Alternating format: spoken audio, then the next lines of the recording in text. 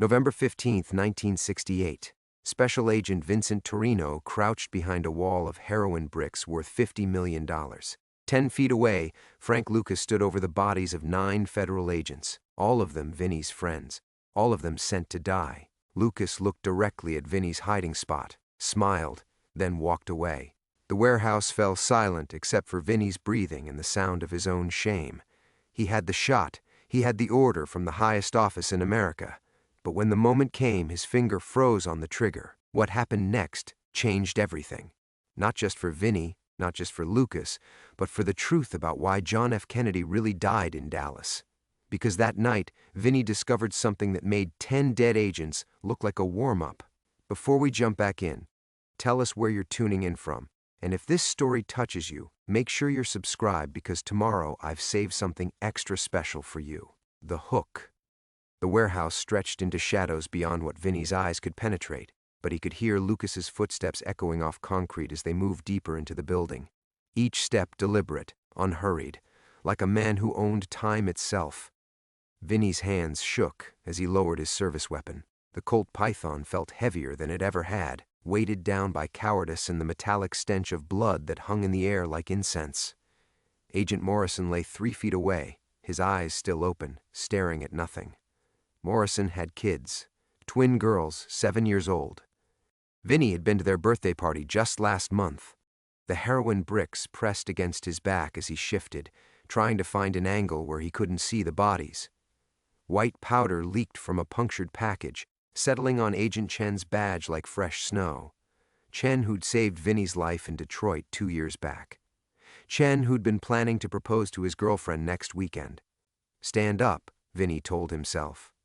Finish the job. That's what Kennedy sent you here to do. But his legs wouldn't cooperate. Every muscle in his body had turned to water the moment the shooting started.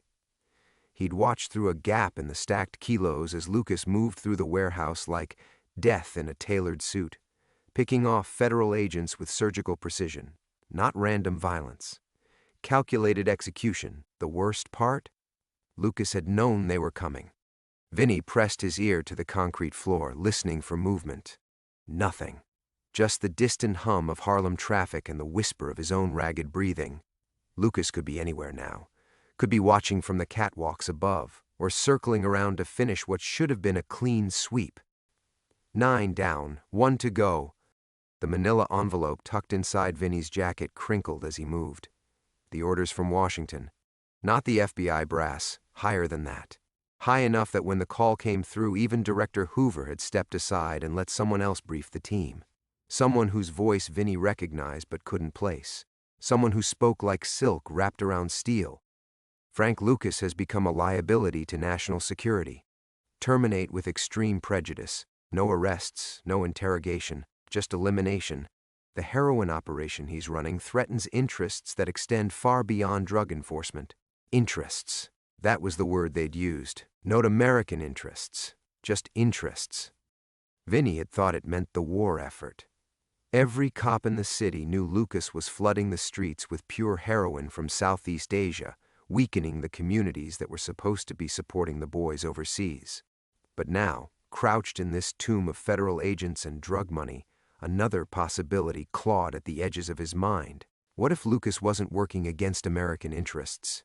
What if he was working for them? The sound of a door slamming somewhere in the building made Vinny flinch, then footsteps again, but different this time. Multiple sets. Lucas wasn't alone anymore. Voices carried through the warehouse, low, urgent conversation he couldn't make out, but he caught fragments. All of them? One still breathing. Find him before. Vinny's throat went dry. They were hunting him now. Room by room, aisle by aisle, they'd worked their way through this maze of drugs and death until they found him cowering like a rat in the walls. He checked his weapon. 6 rounds left. Not much against however many men Lucas had brought as cleanup crew, but maybe enough to take 1 or 2 with him.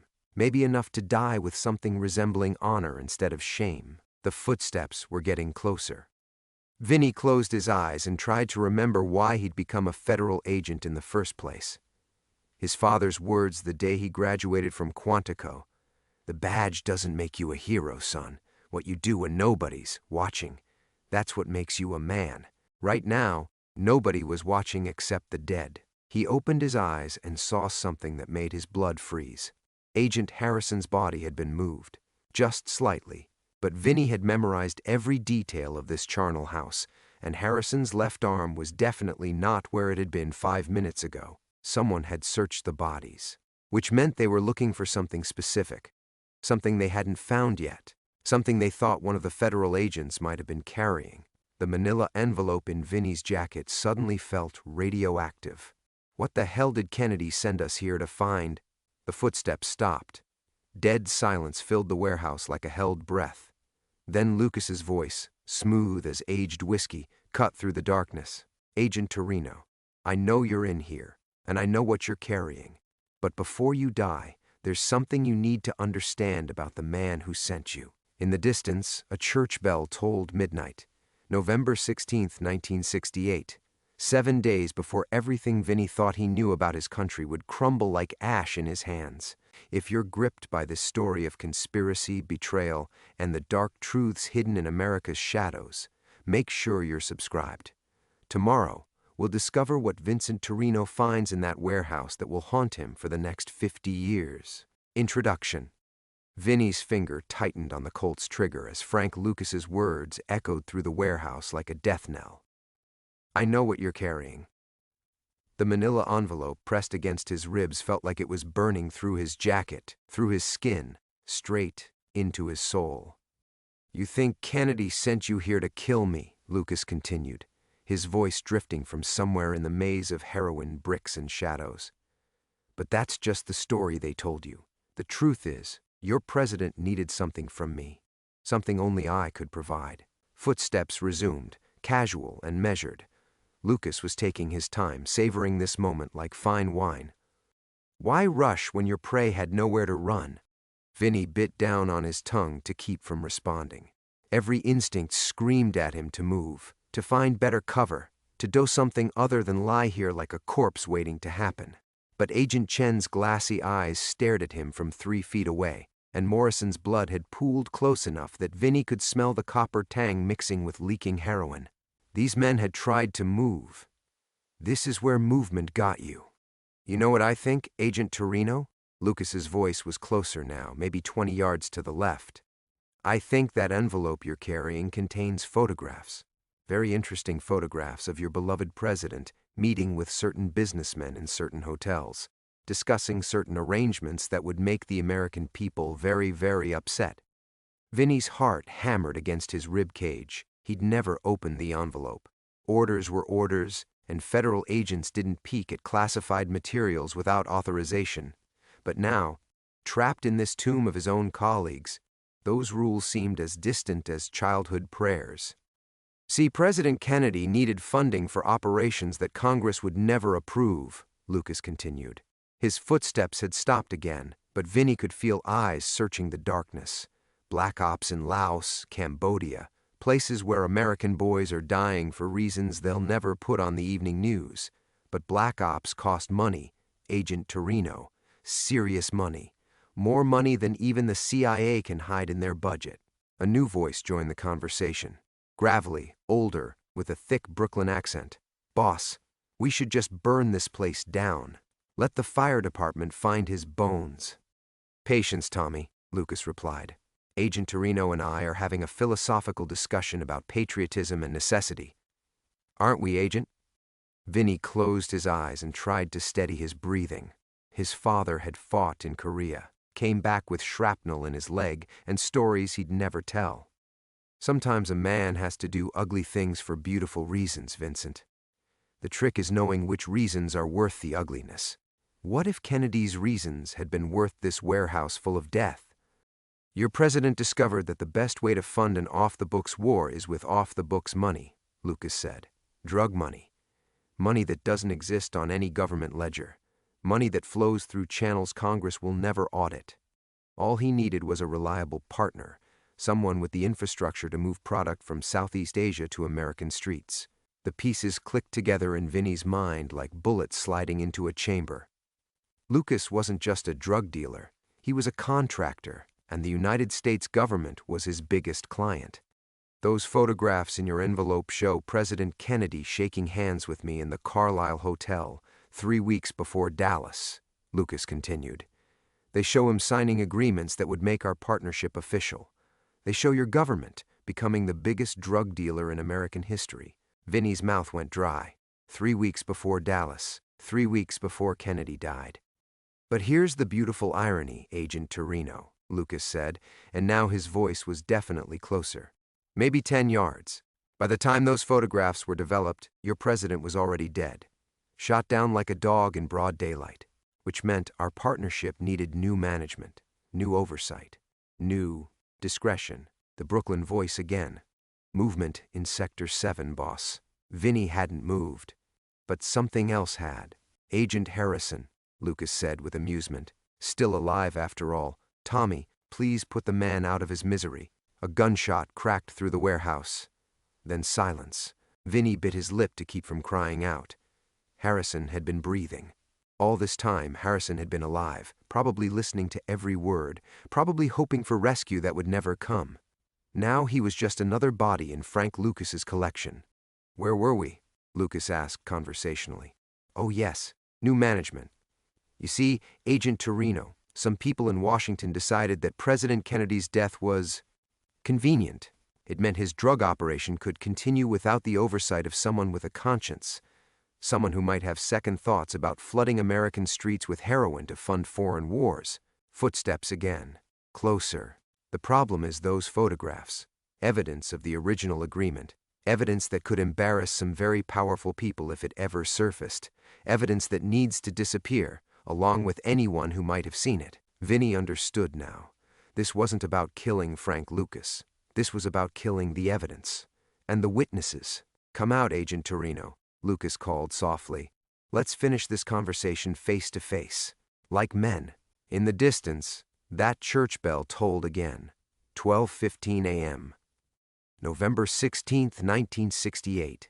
7 days before everything Vinny thought he knew about his country would die with a president who'd already been dead for 5 years. Inciting incident. Vinny's hand moved to the manila envelope before his mind caught up with his body. The wax seal cracked under his thumb like breaking bones, and he pulled out 3 black and white photographs that would redefine everything he thought he knew about duty, honor, and the country he'd sworn to serve. The first photograph showed President Kennedy in profile, seated across from Frank Lucas at what looked like an expensive hotel bar. Both men were smiling. Both men looked comfortable. Both men looked like old friends discussing business over expensive scotch. The second photograph captured them shaking hands while a third man, someone Vinny recognized but couldn't immediately place, held a leather briefcase between them. The timestamp in the corner read October 31st, 1963, 3 weeks before Dallas. Just like Lucas had said, but it was the third photograph that made Vinny's world collapse. President Kennedy wasn't just shaking hands with Frank Lucas. He was accepting a small package wrapped in brown paper, and his expression wasn't the calculated smile of a politician making a deal. It was the desperate relief of an addict getting his fix. Found them, didn't you? Lucas's voice drifted through the darkness, closer now than before. Beautiful work, those photographs. My photographer had to hide in a supply closet for 6 hours to get the right angles. Vinny's hands trembled as he stared at the images. The President of the United States taking drugs from America's most notorious heroin dealer, not funding black ops, not supporting some patriotic off-the-books operation, just feeding an addiction that had compromised the highest office in the nation. President Kennedy had a problem, Agent Torino, Lucas continued, and his footsteps were moving in a slow circle around Vinny's position. Started with pain medication after his back surgery, escalated to morphine, then to something stronger, much stronger. By 1963, he needed my product just to function, just to make it through cabinet meetings and press conferences without collapsing. A new horror crept into Vinny's consciousness. If Kennedy was addicted to Lucas's heroin, then Lucas owned the president. Every decision, every policy, every military order could have been influenced by the man who controlled the supply. The beautiful part, Lucas said, is that Kennedy thought he was being clever. Thought he could use our arrangement to fund his little war games in Southeast Asia. Take my money, launder it through CIA front companies, pretend he was some kind of patriotic visionary. But addiction makes men stupid, Agent Torino. Makes them think they're in control when really they're just dancing to their dealer's tune. The third voice, Tommy, spoke up from somewhere to Vinny's right, boss. We got company coming up the fire escape. Looks like NYPD. Local police, Lucas said dismissively. They'll take one look at this mess and decide it's federal jurisdiction. Then they'll disappear faster than smoke. But it does mean we need to conclude our business quickly. Footsteps approached Vinny's hiding spot with new urgency. He clutched the photographs to his chest and tried to think of options. None presented themselves. 9 federal agents were dead. The president had been a drug addict controlled by the country's biggest dealer. And in about 30 seconds, Frank Lucas was going to put a bullet in Vinny's brain to bury the evidence forever. The irony, Lucas called out, is that Kennedy's death saved us all a lot of trouble. Dead presidents don't need their medicine. Dead presidents don't make inconvenient moral objections to necessary business arrangements. Dead presidents become martyrs instead of embarrassments. A sound made Vinny freeze. Not footsteps, not voices. The distinct mechanical click of a telephone being dialed. In 1968, that meant rotary dial. Someone was making a call from inside the warehouse. "Control, this is Blackbird," a voice whispered from somewhere in the darkness. Not Lucas, not Tommy. Someone else. Someone who'd been here all along, watching, waiting, recording. Package is confirmed. Torino has the photographs. Execute contingency 7. Vinny's blood turned to ice water. Blackbird wasn't talking to Lucas or his crew. Blackbird was talking to someone in Washington. Someone who'd been monitoring this entire operation.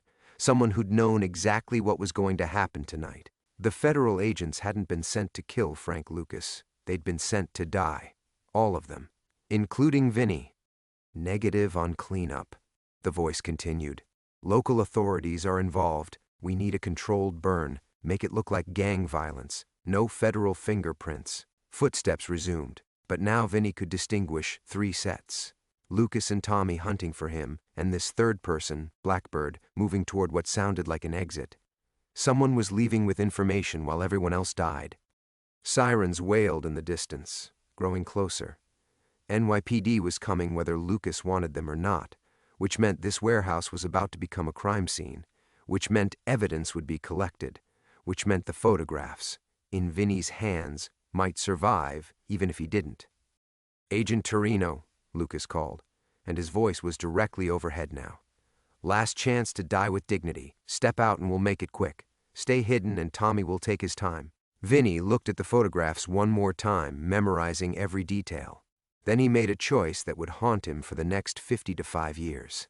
He slipped the images inside his boot, beneath the steel shank, where even a thorough search might miss them. If he was going to die tonight, the truth would die with him.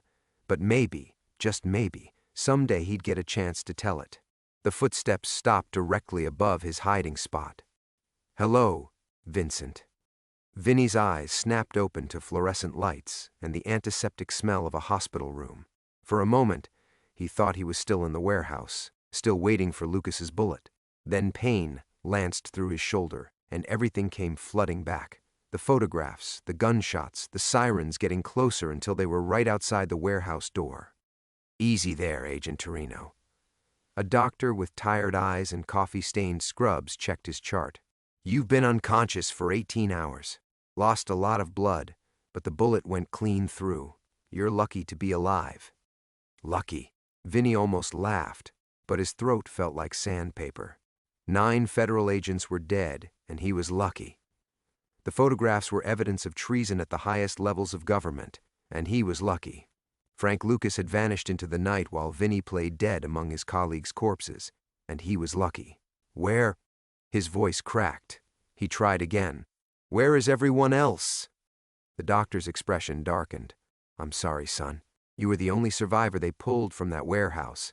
9 other federal agents. I'm truly sorry for your loss." The only survivor. The words hit him like another bullet. Vinny closed his eyes and tried to remember exactly how he'd gotten out. The sirens had grown deafeningly close. Lucas and Tommy had retreated toward the back of the warehouse. Then voices, NYPD uniforms shouting orders, flashlight beams cutting through the darkness. Vinny had called out from his hiding spot, identified himself as federal law enforcement. Everything after that was a blur of stretchers and ambulances and questions he couldn't answer. Agent Torino? A new voice. Vinny opened his eyes to see a man in an expensive suit standing beside his bed, tall, thin, with silver hair and cold blue eyes that seemed to catalog every detail. "I'm Deputy Director Morrison with the Bureau. I need to ask you some questions about what happened in that warehouse." Morrison, the same name as Agent Morrison, who died with his skull caved in and heroin powder coating his blood. Coincidence? In Vinny's new reality, coincidence felt like a luxury he couldn't afford. "I don't remember much," Vinny said carefully. "We went in to arrest Lucas. There was gunfire. Everyone started falling. I took cover and waited for backup." Morrison's eyes never blinked. "Did you see Lucas himself? Can you positively identify him as the shooter?" The question felt wrong somehow. Too specific. Too focused on Lucas instead of the larger operation they'd stumbled into. Vinny thought about the photographs hidden in his boot. Photographs that were probably in an FBI evidence locker by now, along with his clothes and weapon. Unless someone had been very careful about what evidence they collected. "It was dark," Vinny said. "Happened fast. I heard voices, but I can't be certain who was shooting." "What about documentation? Did you or your team recover any materials from the scene? Ledgers, photographs, correspondence?" There it was, the real question. Morrison wasn't here to debrief a surviving agent. He was here to find out what Vinny knew, what he'd seen, what evidence might have survived the massacre. "I was too busy trying not to die to collect souvenirs," Vinny replied. Morrison studied him for a long moment. Then he reached into his jacket and pulled out a manila envelope. Not the same one Vinny had carried into the warehouse, but identical in every other way. "This was found near Agent Chen's body," Morrison said. "Appears to contain routine surveillance photographs of known associates in Lucas's organization. Nothing significant. I assume this is what you were sent to retrieve?" Vinny stared at the envelope. Either Morrison was testing him, or someone had planted fake evidence to replace the real photographs. Either way, the message was clear. The Kennedy photographs had never existed. This conversation had never happened. 9 federal agents had died in a routine drug raid gone wrong, and any survivor who suggested otherwise would not remain a survivor for long. "Yeah," Vinny said quietly. "That looks right." Morrison's smile was winter cold. "Excellent. I'm glad we understand each other, Agent Torino. The Bureau appreciates your dedication under extremely difficult circumstances. You'll be receiving a commendation for valor, along with a medical discharge and full pension. Sometimes the best way to serve your country is to accept that some battles are over." After Morrison left, Vinny lay in his hospital bed and stared at the ceiling tiles until visiting hours ended. When the nurse brought his dinner, she mentioned that his personal effects would be returned tomorrow: wallet, watch, shoes. She didn't mention photographs, but Vinny hadn't hidden the photographs in his jacket or his weapon holster. He'd hidden them in his boot, beneath the steel shank, where even a thorough search might miss them. The question was whether someone had been thorough enough, and whether a 28-year-old federal agent was brave enough, or stupid enough, to find out.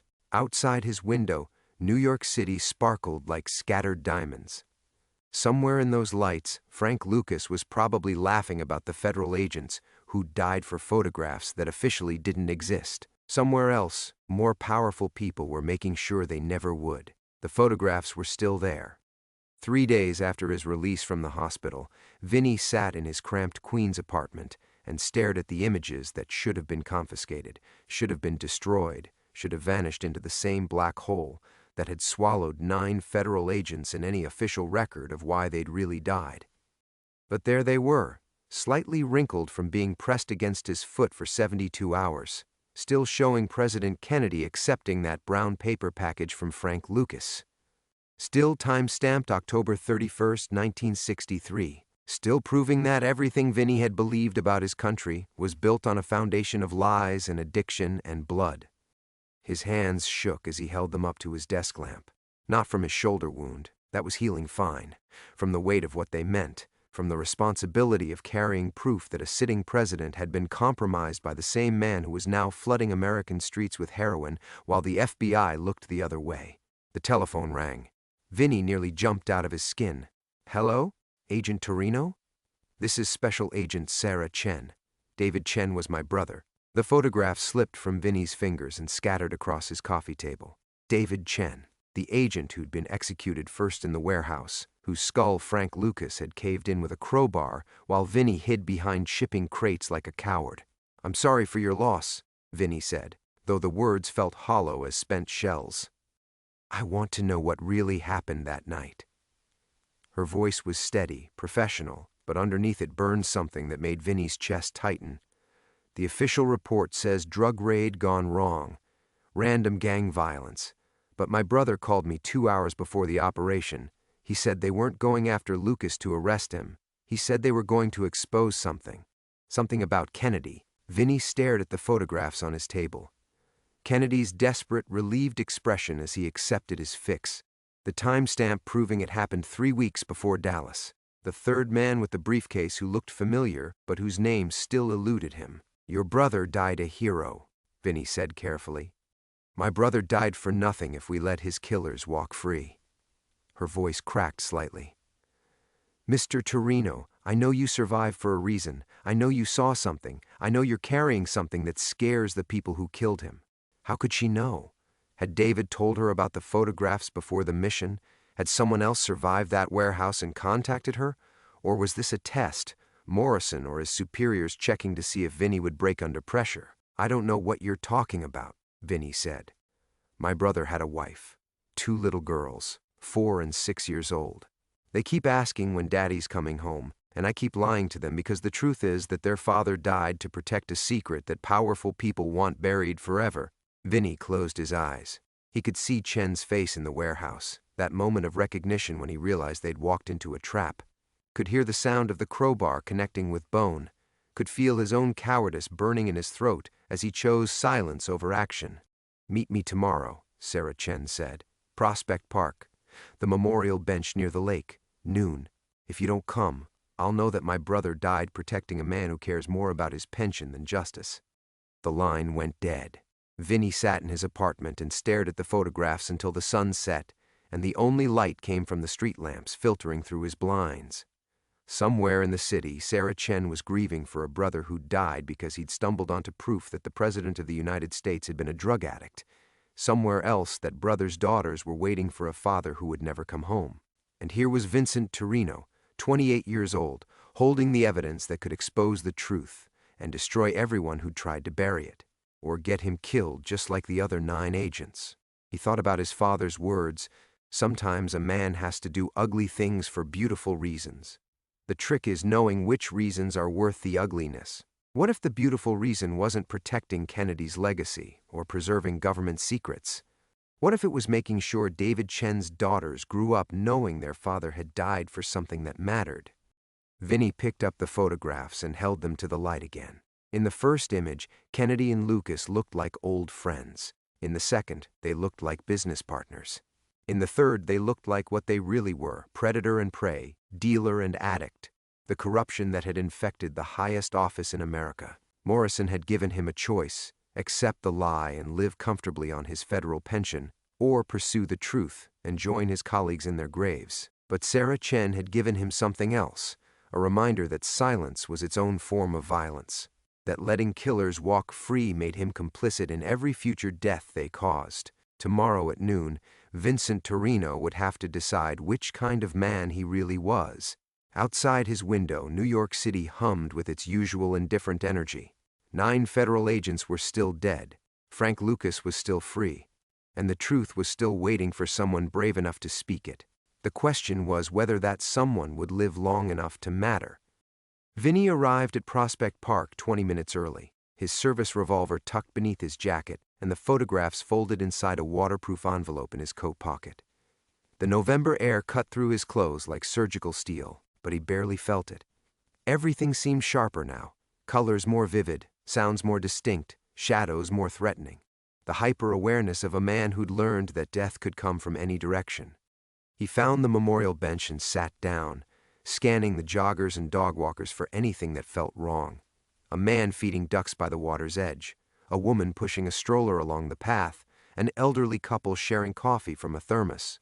All normal, all potentially lethal. At exactly noon, Sarah Chen appeared on the path leading from the park entrance. She was smaller than he'd expected, maybe 5'4", with her brother's intelligent eyes and the kind of purposeful stride that suggested she'd inherited more than just David's sense of justice. She wore a dark wool coat and carried a leather briefcase that looked expensive enough to belong to a lawyer or federal prosecutor, Agent Torino. She sat beside him on the bench, maintaining careful distance. "Thank you for coming. I almost didn't. But you did. That tells me something." She opened her briefcase and pulled out a manila folder. "I've been investigating my brother's death independently. What I found doesn't match the official report." Vinny tensed. If she'd been digging into federal operations, she was either incredibly brave or incredibly stupid. Both qualities had a tendency to get people killed. "The warehouse where David died," Sarah continued, "was purchased 6 months ago by a shell company called Atlantic Maritime Holdings.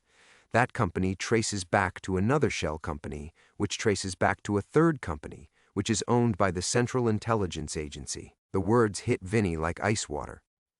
"The CIA owned the warehouse? Gets better. The operation that killed my brother wasn't authorized by FBI headquarters. There's no paperwork, no official mission briefing, no chain of command documentation. 10 federal agents walked into that building on orders that came from somewhere else entirely." Vinny's mind raced. Morrison had presented the mission as a routine drug raid, but if Sarah was right, they'd been sent into a CIA facility by people who had no authority to deploy FBI personnel, which meant everything about that night had been a lie from the beginning. "Who gave the orders?" he asked. Sarah pulled a photograph from her folder, not one of the Kennedy images, but a surveillance shot of 2 men shaking hands outside what looked like a government building. One was Morrison, the other was the third man from Kennedy's photograph, the one with the briefcase whose face had seemed familiar. "Deputy CIA Director William Colby," Sarah said. "Morrison's been taking orders from Langley for at least 2 years. My brother found out about it 3 days before he died." The revelation crashed over Vinny like a physical blow. Morrison wasn't FBI, or rather he was FBI in name only, actually working for the CIA, using federal agents as expendable assets in whatever operation required plausible deniability. Which meant the 9 dead agents hadn't just stumbled into Lucas's trap. They'd been deliberately sacrificed. "Your brother called you before the mission," Vinny said slowly. "What exactly did he tell you?" "That they'd discovered proof Kennedy was compromised. That someone high up in the administration had been feeding information to organized crime figures. That the evidence was photographic and undeniable." She turned to face him directly. "He said if anything happened to him, I should find the survivor and make sure the truth didn't die with them." Vinny felt the photographs burning against his chest like radioactive material. David Chen had known they were walking into a death trap, but he'd gone anyway because he'd believed the evidence was worth dying for, because he'd trusted that someone would survive to tell the story. "There's something else," Sarah continued. "Morrison visited my brother's widow yesterday, offered her a substantial life insurance settlement, 5 times David's actual policy amount, in exchange for signing a non-disclosure agreement. When she asked what she'd be agreeing not to disclose, he said details about David's work that could compromise national security. Did she sign?" "She's a patriot, Agent Torino. She believes her husband died serving his country. She signed." Sarah's voice hardened. "But I'm not a widow with 2 small children to feed. I'm a federal prosecutor with resources and contacts and a very specific understanding of how government cover-ups work. Morrison made a mistake when he assumed grief would make us compliant." Federal prosecutor. Vinny felt another piece of the puzzle click into place. Sarah Chen wasn't just David's sister. She was someone with the legal authority and institutional access to turn evidence into indictments. Someone who could transform photographs into criminal charges that would reach all the way to the top of the intelligence community. "What do you need from me?" Vinny asked, though he already knew the answer. "Everything you saw in that warehouse. Everything you know about why my brother really died." She closed her briefcase and stood up. "And anything you might have taken with you when the NYPD pulled you out of that building." For 55 years, Vinny had wondered if David Chen's sacrifice had meant anything. Now, looking at his sister's determined face, he realized that some debts could only be paid by the living. "Tomorrow," he said. "My apartment. 7 p.m. Come alone." Sarah Chen smiled for the first time since sitting down. It was her brother's smile, fierce and uncompromising and absolutely certain that truth was worth any price. "Agent Torino," she said, "I think you and I are going to get along just fine." The 24 hours between Sarah Chen's smile and her arrival at his apartment stretched like years. Vinny cleaned his pistol twice, checked the locks on his door 4 times, and stood at his window watching the street below until his eyes burned. Every shadow could hide Morrison's men. Every car that lingered too long might contain killers sent to silence the last witness to November 1968. But it wasn't fear that kept him awake. It was something worse, hope. For 15 years he'd carried those photographs like stones in his chest, evidence of a conspiracy so vast and venomous that speaking it aloud felt like blasphemy. Kennedy and Lucas, the CIA and the FBI, a president's addiction funding black operations while American boys died in Southeast Asian jungles. The weight of it had driven him from federal service to this forgotten corner of Newark, tending bar for strangers who didn't know his real name or the secrets that had cost 9 good agents their lives. Now David Chen's sister was offering him something he'd never dared imagine, the possibility that the truth might actually matter to someone who could act on it. At 6:47 p.m., Vinny pulled the photographs from their hiding place, not the apartment safe where any professional would look, but taped inside the tank of his toilet, wrapped in plastic and secured with waterproof tape. The images had faded slightly over the decades, but Kennedy's desperate expression remained crystal clear. The timestamp still read October 31st, 1963. Frank Lucas still looked like a man who owned the most powerful person in America. Vinny spread them across his kitchen table and tried to see them through Sarah's eyes. To a federal prosecutor, these weren't just photographs, they were evidence of conspiracy, treason, murder. They were grounds for indictments that would reach from Harlem drug dealers to the highest levels of the intelligence community. They were the kind of proof that could topple governments and rewrite history books. They were also the kind of proof that could get both of them killed before morning. The knock came at exactly 7 p.m. 3 short raps, a pause, then 2 more, the signal they'd agreed upon. Vinny checked the peephole anyway, confirming Sarah's face before opening the door just wide enough for her to enter. "You look terrible," she said, stepping inside and scanning his sparse apartment with prosecutor's eyes that missed nothing. "I've had better weeks."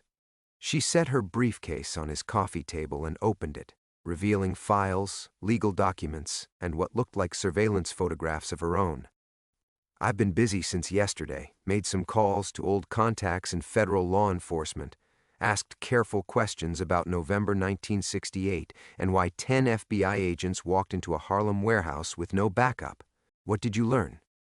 That asking those questions makes people very nervous. Sarah pulled out a thick folder. Also that my brother wasn't the only agent who'd been investigating Kennedy's connection to Lucas. There were others. At least 6 federal agents who'd submitted reports suggesting the president was compromised by organized crime figures. Vinny felt his blood turn to ice water. What happened to them? Car accidents, heart attacks, one apparent suicide, all within 18 months of submitting their reports. She met his eyes directly. All before Dallas. The implication hit him like a sledgehammer. The assassination hadn't been about Cuba or the Soviet Union or any of the theories that had filled conspiracy books for decades. It had been about silencing a president whose addiction had become a liability to the very people who'd been exploiting it. Kennedy hadn't been killed by his enemies. He'd been eliminated by his dealers. "Jesus Christ," Vinny whispered. "It gets worse." Sarah pulled out another photograph, this one showing Morrison and Colby meeting with a third man outside what looked like a government building. William Colby became CIA director in 1973. Morrison was promoted to deputy director of the FBI in 1975. The man they're meeting with is Senator Frank Church, who led the Intelligence Committee investigation into CIA domestic operations. Vinny recognized the name. The church committee had supposedly cleaned house after Watergate, exposing illegal surveillance programs and assassination plots. But if Morrison and Colby had compromised the investigation from the beginning, they didn't just cover up Kennedy's murder, Sarah continued. They turned the official investigation into another layer of the cover-up. Every revelation about CIA assassination attempts in Cuba or Vietnam was designed to hide the fact that they'd killed an American president on American soil. Vinny stared at the photographs spread across his table. 55 years of lies, decades of carefully constructed mythology designed to hide the simple truth that John F. Kennedy had died because his heroin habit had become inconvenient for the people who controlled it. "Why now?" he asked. "Why are you pushing this after all these years?" Sarah's expression hardened, and for a moment she looked exactly like her brother had in those final seconds before Lucas caved in his skull. Determined, uncompromising, absolutely certain that some battles were worth dying for. "Because yesterday morning, Morrison visited my office," she said. "He made it very clear that my brother's death should remain a closed chapter. He suggested that federal prosecutors who ask too many questions about historical events sometimes find their careers taking unfortunate turns. So he threatened you." "He made a mistake." Sarah's smile was winter sharp. "He assumed I was as compliant as my sister-in-law. He thought grief would make me reasonable." She reached across the table and touched one of the Kennedy photographs with her fingertip, her expression mixing revulsion and fascination.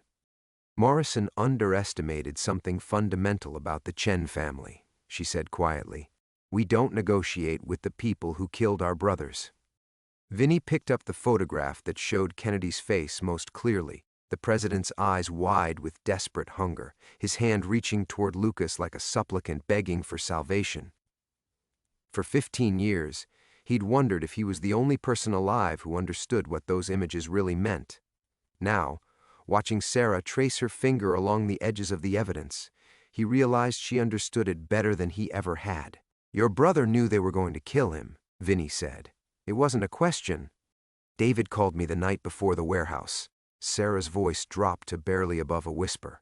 "He said if Morrison was working for the CIA, then every federal agent who'd seen those photographs was a liability. He said they weren't going to arrest Lucas. They were going to eliminate the witnesses." The words hit Vinny like physical blows. David Chen had walked into that warehouse knowing it was a death trap, but he'd gone anyway because he'd believed someone might survive to tell the truth. He'd died protecting evidence he'd never even seen, trusting that the last man standing would have the courage his killers lacked. "Why didn't he run?" Vinny asked. "Because running meant letting them win." Sarah pulled out another document, a handwritten letter in her brother's careful script. "He wrote this the night he died. Asked me to keep it until I found you." Vinny's hands shook as he unfolded the paper. David Chen's final words, written with the knowledge that he had hours left to live. "Agent Torino, if you're reading this, then you survived what the rest of us couldn't. The photographs you're carrying aren't just evidence of a president's weakness. They're proof that our government murdered its own leader rather than let his addiction expose their operations. Morrison and his CIA handlers turned the FBI into killers, and they'll keep killing until someone stops them. My sister has the legal authority to transform evidence into justice. Trust her with the truth I died to protect. Some secrets are too dangerous for one person to carry alone. David Chen." Vinny set the letter down with trembling fingers. For 15 years he'd carried the guilt of watching 9 good agents die while he cowered behind shipping crates. Now he understood that his cowardice had been their plan all along. They'd needed one survivor to carry the evidence, someone traumatized enough to stay silent but valuable enough to keep alive as long as he remained compliant. "They've been watching me," he said, "all these years, making sure I kept quiet. Until yesterday, when Morrison decided the risk was too great." Sarah opened her briefcase again and pulled out a federal surveillance warrant with Vinny's name typed across the top. This was issued this morning. Authority to monitor, detain, and interrogate Vincent Torino regarding matters of national security, signed by a federal judge who's been rubber-stamping CIA requests since 1975. The net was closing. Morrison had spent decades keeping Vinny isolated and afraid, But now that Sarah was asking questions and connecting dots, the old man had decided that silence through intimidation wasn't enough anymore. Soon, it would be silence through elimination. "How long do we have?" Vinny asked. "Maybe hours, maybe days." Sarah's expression was granite hard. "That's why we're not waiting." She pulled out her cell phone and dialed a number from memory. Vinny watched her face transform as the call connected. Gone was David Chen's grieving sister, replaced by a federal prosecutor with 15 years of experience turning evidence into convictions. "This is Assistant U.S. Attorney Sarah Chen," she said into the phone. "I need an emergency meeting with the Attorney General. Tonight. Tell him it's regarding the assassination of President Kennedy and evidence of CIA involvement in domestic terrorism operations." "Yes, I'll hold." Vinny felt something shift in his chest, a loosening of chains he'd carried so long he'd forgotten they weren't part of his skeleton. For the first time since November 1968, someone else knew the truth, someone with the authority and courage to act on it. "They'll try to stop us," he said. "Let them try." Sarah's smile was her brother's smile, fierce and uncompromising. "Morrison made one critical mistake when he threatened me instead of simply eliminating me. He gave us time to prepare." The phone crackled with an incoming voice. Sarah's expression sharpened with predatory focus. "Mr. Attorney General, this is Assistant U.S. Attorney Chen. I have evidence that former FBI Deputy Director Morrison was involved in the murder of federal agents in 1968, acting on orders from CIA Deputy Director Colby. I also have photographic proof that President Kennedy was assassinated to prevent exposure of intelligence community drug operations." "Yes, sir. Physical evidence. Multiple witnesses. Tonight, sir. This can't wait until morning." She ended the call and looked at Vinny with eyes that held everything her brother had died for: truth, justice, and the absolute certainty that some battles were worth any price. "Pack those photographs," she said. "We're going to Washington." Outside, the November wind howled like the voices of 9 dead agents finally demanding their justice. The flight to Washington took 2 hours. The testimony took 14. Vinny sat in a windowless conference room 3 floors beneath the Justice Department, surrounded by faces he recognized from newspaper photographs: the Attorney General, the FBI Director, 2 federal judges, and a stenographer whose fingers hadn't stopped moving since midnight. Sarah Chen paced the room like a caged predator, her briefcase open on the table, photographs scattered across the mahogany surface like evidence from a crime scene that had waited 55 years for justice. "Agent Torino," the Attorney General said for the 3rd time, "I need you to be absolutely certain about what you witnessed in that warehouse." Vinny looked at the Kennedy photographs one last time. The president's desperate eyes stared back at him, frozen in their final plea for the heroine that had killed him 3 weeks later. "I watched Deputy Director Morrison execute 9 federal agents to protect those images. I watched him walk away while Frank Lucas burned evidence that could have brought down half the intelligence community. And you've carried this knowledge for 15 years without speaking. I was a coward." The words came easier now, worn smooth by repetition. "I thought staying silent would keep me alive." "It did keep you alive," Sarah said quietly. "Morrison needed a survivor. Someone who could be controlled through fear, but who carried enough evidence to be valuable if the truth ever started surfacing through other channels." The FBI director leaned forward, his expression grave. "We've confirmed Sarah's research. 6 federal agents filed reports between 1962 and 1963 suggesting President Kennedy was compromised. All 6 died before Dallas. All were classified as natural deaths or accidents. Natural deaths. Like David Chen's skull caving in under Lucas's fists was natural. Like 9 agents walking into a slaughter was accidental. Morrison and Colby are both dead," the Attorney General continued. "Heart attacks, within 6 months of each other, in 1987. Their deaths came just 3 weeks after a congressional subcommittee began reviewing classified files from the Kennedy administration. Even in death, they were still killing to protect their secrets." The stenographer's fingers finally stopped moving. The Attorney General closed his folder and looked directly at Vinny with eyes that had seen 40 years of government scandals, but nothing quite like this. "Mr. Torino, on behalf of the United States government, I want to apologize for what you've endured. The silence you've carried was not cowardice, it was survival. Your testimony tonight will ensure that the agents who died in 1968 are finally recognized as what they were: federal officers killed in the line of duty while investigating the murder of their president. Vinny felt something crack open in his chest, a reservoir of grief he'd sealed away for 15 years. David Chen reaching for his gun in those final seconds. Michael Torres screaming his partner's name as Lucas's men closed in. 9 good agents who'd believed they were serving justice, dying for photographs that proved their president had already been murdered by the people who controlled him. What happens now? He asked. Now we write the truth into history, Sarah said. She gathered the photographs with careful hands, her brother's sacrifice finally transformed into something that mattered. The church committee findings will be declassified and corrected. The agents who died investigating Kennedy's murder will be honored, and every federal agency involved in this cover-up will face congressional oversight that actually has teeth. Outside, dawn was breaking over Washington. Vinny walked out of the Justice Department into morning sunlight that felt different somehow. Thinner, cleaner, like air that could finally be breathed without choking on secrets. Sarah walked beside him, her briefcase lighter now that its contents belonged to history instead of haunting one old man's nightmares. Thank you, she said as they reached the street corner where their paths would diverge. For what? For being the one who came back, for carrying what my brother died to protect. She paused, studying his face with eyes that missed nothing, for having the courage to finally speak when it mattered.